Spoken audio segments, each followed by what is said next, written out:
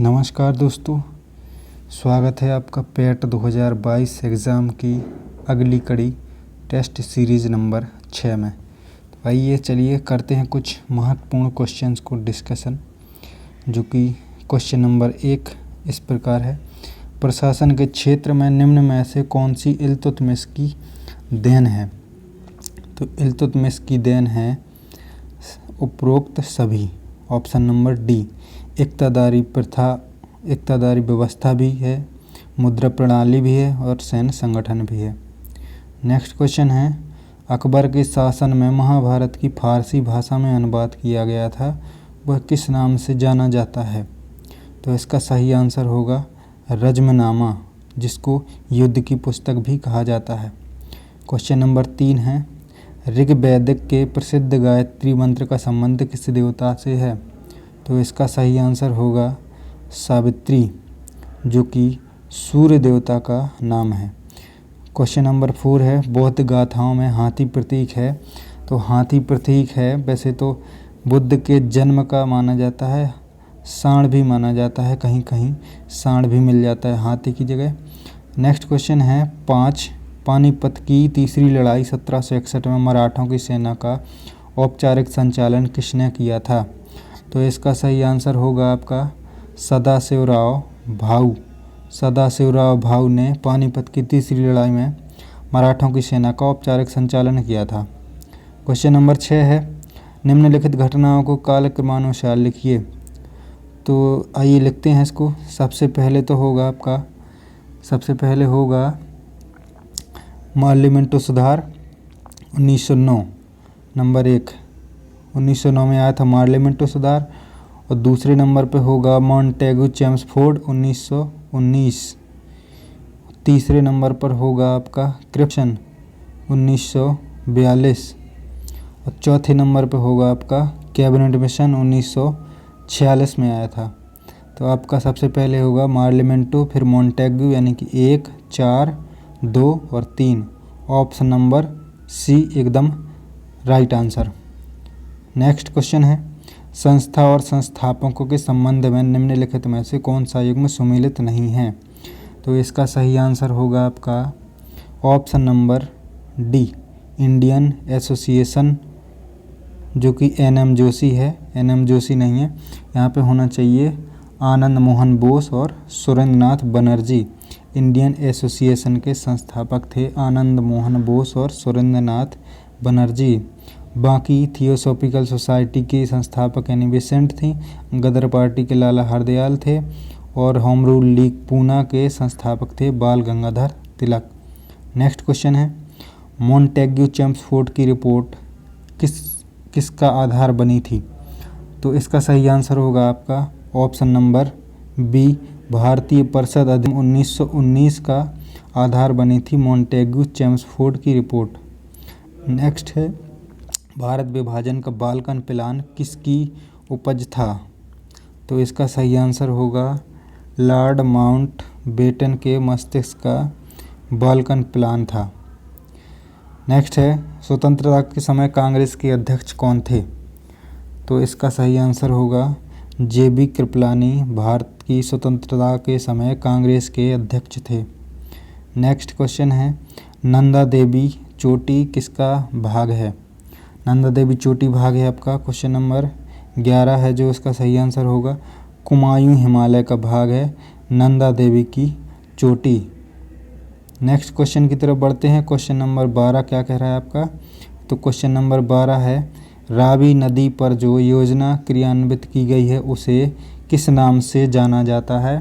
तो इसका सही आंसर होगा आपका थीन, जो बांध है रावी नदी पर है, थीन रावी। और पोंग बांध जो है ब्यास पर है, ये ब्यास नदी पर है और थीन बांध रावी पे है। नेक्स्ट क्वेश्चन है क्वेश्चन नंबर 13, सूची 1 को सूची 2 के साथ सुमेलित करना है। तो सूची 1 में वायुमंडलीय परत दी गई है और सूची 2 में उनकी क्रियाएं दी गई हैं कि कौन सी परत पर कौन सी क्रियाएं होती हैं। आइए करते हैं। तो सबसे पहले क्षोभ मंडल। क्षोभ मंडल क्या है हमारी?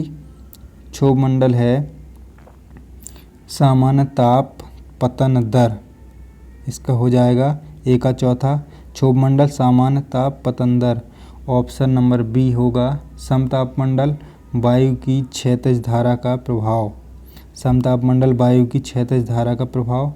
और ऑप्शन सी हो जाएगा आपका ओजोन मंडल जो है पराबैंगनी किरणों का अवशोषण करती है ओजोन परत। अब बचा है डी आयन मंडल, तो आयन मंडल हो जाएगा विद्युत चुम्बकीय किरणों का परावर्तन। आपका आंसर हो जाएगा ऑप्शन नंबर ए का चौथा हो जाएगा, ए का चौथा, बी का तीसरा और सी का हो जाएगा गाइस आपका दूसरा। तो इसका सही ऑप्शन हो जाएगा सी। नेक्स्ट क्वेश्चन की तरफ बढ़ते हैं। यमुना नदी के किनारे बसा शहर कौन सा है? तो इसमें केवल वेरी सिंपल क्वेश्चन है, आगरा है यमुना नदी के किनारे जो कि बसा है। नेक्स्ट क्वेश्चन है, देश की निम्नलिखित प्रमुख नदियों एवं उनके उद्गम स्थलों के साथ जोड़े बनाइए। तो एक तरफ नदियां हैं, एक तरफ उनके उद्गम स्थल दिए गए हैं। तो आइए करते हैं। सतलज नदी का उद्गम स्थान क्या है? तो सतलज नदी का आप सबको पता होगा राकसताल झील से सतलज नदी का उद्गम स्थान है।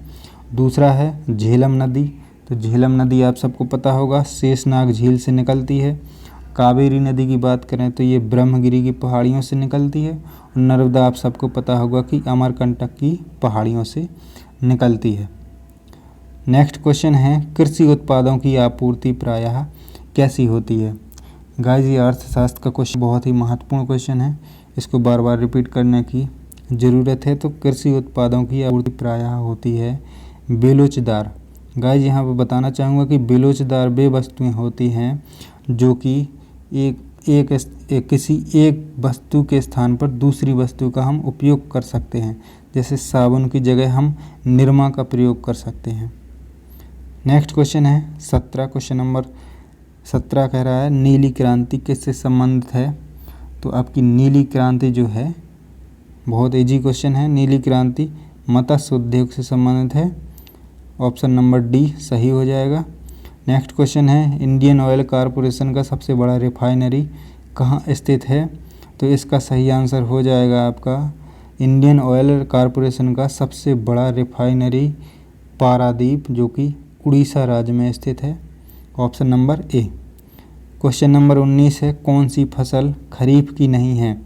धान, मक्का, मूंगफली, मसूर। धान, मक्का, मूंगफली ये तो गाइस ये सब खरीफ की फसल है, जबकि मसूर जो है आपकी रबी की फसल है। क्वेश्चन नंबर 19 का हो जाएगा आंसर डी। नेक्स्ट है, केंद्रीय सांख्यिकी संगठन सेंट्रल स्टैटिस्टिकल ऑर्गेनाइजेशन पहला देशव्यापी आर्थिक सर्वेक्षण कब कराया था? तो इसका सही आंसर हो जाएगा आपका 1977 में देशव्यापी आर्थिक सर्वेक्षण कराया गया था। जबकि स्थापना की बात करें केंद्रीय सांख्यिकी संगठन की तो इसकी स्थापना हुई थी 1951 में। गाइस क्वेश्चन नंबर 21 कह रहा है कि वर्ष 2011 की जनगणना के अनुसार निम्नलिखित में किस राज्य में बालक बालिका अनुपात सबसे कम है? तो इसका आंसर सबको पता होगा गाइस, हरियाणा में सबसे कम है जो कि है 879 लगभग, जहाँ तक मुझे याद है। नेक्स्ट क्वेश्चन है आपका, भारत की पार्लियामेंट का उद्घाटन किस सन में हुआ था? इसका सही आंसर होगा आपका 1927 में भारत की पार्लियामेंट का उद्घाटन किया गया था। क्वेश्चन नंबर 23 है, भारतीय संविधान के अंतर्गत निम्नलिखित में से कौन सा मूल कर्तव्य नहीं है? इसका सही आंसर होगा आपका लोक चुनावों में मतदान करना मूल कर्तव्य के अंतर्गत नहीं आता है। बाकी सार्वजनिक संपत्ति की सुरक्षा करना मूल कर्तव्य के अंतर्गत आता है। वैज्ञानिक प्रवृत्ति विकसित करना ये भी मूल कर्तव्य के अंतर्गत आता है। और ऑप्शन नंबर डी में संविधान के प्रति निष्ठावान रहना और उसके आदर्शों का सम्मान करना भी मूल कर्तव्य के अंतर्गत आता है। बढ़ते हैं आगे क्वेश्चन नंबर 24 की तरफ। क्वेश्चन नंबर 24, धन विधेयक भारतीय संविधान के किस अनुच्छेद में परिभाषित किया गया है? धन विधेयक भारतीय संविधान के किस अनुच्छेद में परिभाषित किया गया है? Very easy question. Option number B एकदम सही होगा। धन विधेयक एक अनुच्छेद 110 में परिभाषित किया गया है। क्वेश्चन नंबर 25 है, निम्नलिखित अनुच्छेदों में से कौन एक राज्य सरकार को ग्राम पंचायतों को संगठित करने के लिए निर्देशित करता है? तो इसका होगा सही आंसर अनुच्छेद 40 में ग्राम पंचायतों के संगठन से संबंधित प्रोविज़न है। क्वेश्चन नंबर 26 है, विटामिन और रोग के निम्नलिखित युग्मों में कौन से सही सुमेलित हैं, उनको आपको बताना है। सबसे पहले विटामिन ए रिकेट्स, ये गलत हो गया आपका। ए से रतौंधी होता है गाइस, रिकेट्स नहीं। रिकेट्स तो विटामिन डी की कमी से होता है, ये रतौंधी। और विटामिन B1 की कमी से बेरी एकदम सही है। और विटामिन सी की कमी से स्कर्वी होता है, ये भी सही है। तो ये आपका ए गलत हो गया, बाकी 2 और 3 सही हैं। ऑप्शन नंबर बी एकदम सही है। क्वेश्चन नंबर नेक्स्ट 26 है, इकोमार्क किसी उत्पाद पर दिए गए इस प्रमाणन का चिन्ह होता है कि वह उत्पाद। गाइस, इकोमार्क का अर्थ होता है कि वह पर्यावरणीय दृष्टि से अनुकूल है। ऑप्शन नंबर बी एकदम सही है। क्वेश्चन नंबर 28, कच्चे आम सिकुड़ जाते हैं जब लवण जल में उनका अचार बनाया जाता है, यह परिघटना किससे संबद्ध है?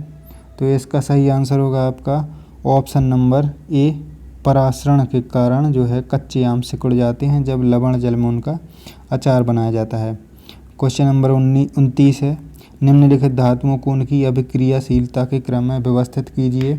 तो इसमें सही आंसर होगा गाइस, सबसे पहले तो आपका आ जाएगा सोडियम, मैग्नीशियम, एल्युमिनियम और जिंक। ऑप्शन नंबर ए एकदम सही है। बढ़ते हैं आगे क्वेश्चन नंबर 30 और इस टेस्ट सीरीज का क्वेश्चन नंबर लास्ट जो है, प्रतिजन एक ऐसा पदार्थ है जो क्या करता है आपका? प्रतिजन जो हमारा जो एंटीजन होता है, ये प्रतिरक्षी के निर्माण को बढ़ावा देता है, जो कि RBC में होता है।